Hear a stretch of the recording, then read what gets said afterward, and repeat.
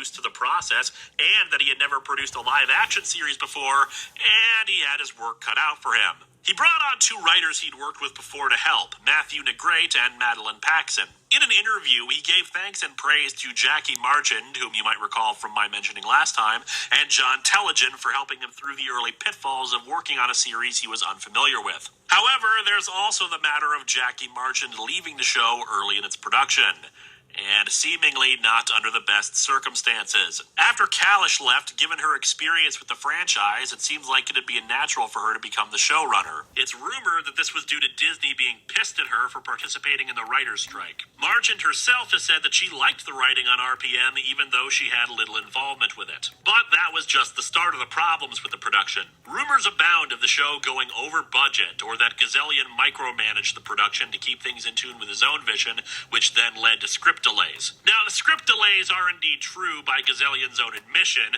which is probably a combination of having to be really creative with the lighthearted footage of Go-Onger, the Sentai RPM was adapted from, plus his inexperience working with the show or on live-action TV. However, he says he did make a plan with the executives to get back on schedule and followed through with it. And yet, halfway through the season, Gazelian was fired. Even he seems confused about why he was let go, but for whatever reason he was, and Judd Lin was brought back, last working on the show for Time Force, and rumored to have worked on Jungle Fury under a pseudonym during the writer's strike. Whatever plans Gazelian had for the ending of the series were abandoned since he hadn't had a chance to share them with the production team, and he decided it would be best not to try to advise or dictate what another producer will be doing for their own vision of the show. As a sign of solidarity, Paxson and Negrete both left the show too, creating additional writing problems. So what we have here is a show that had no support from the higher-ups, its showrunner fired halfway through, with a previous showrunner coming back to try to finish off someone else's vision, with a production that was already facing problems being behind schedule, and the transition to a new showrunner would mean more delays, alongside rumors of not having enough money, plus adapting a super goofy, lighthearted series into a grim and gritty, post-apocalyptic children's show about superheroes in brightly colored outfits fighting rubber-suited monsters in their giant robots with moving eyeballs.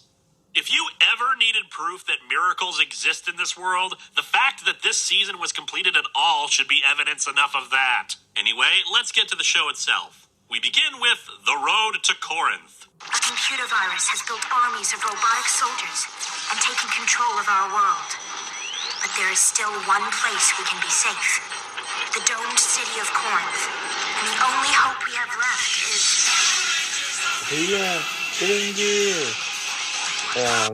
safe.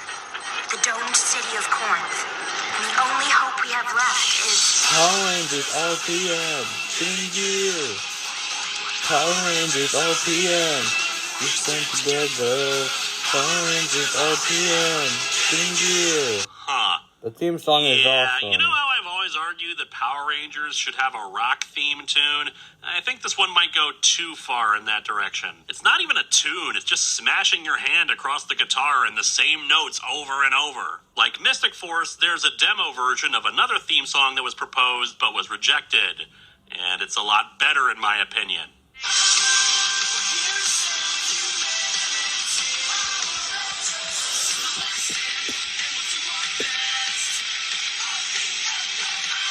It's meant to be a bit darker series, so the normal style of theme song probably wouldn't work, but I judge the theme song by its overall quality, not necessarily how much it matches the show. Need I remind you that Blake's 7th theme song is one of the happiest themes ever made for one of the darkest sci-fi series ever made. If you didn't follow the rather fast introduction there, yeah, it's the end of the world. The robot apocalypse has happened, and they have taken over, with only one city remaining, Corinth. This is a bit confusing for me then in one regard. The name.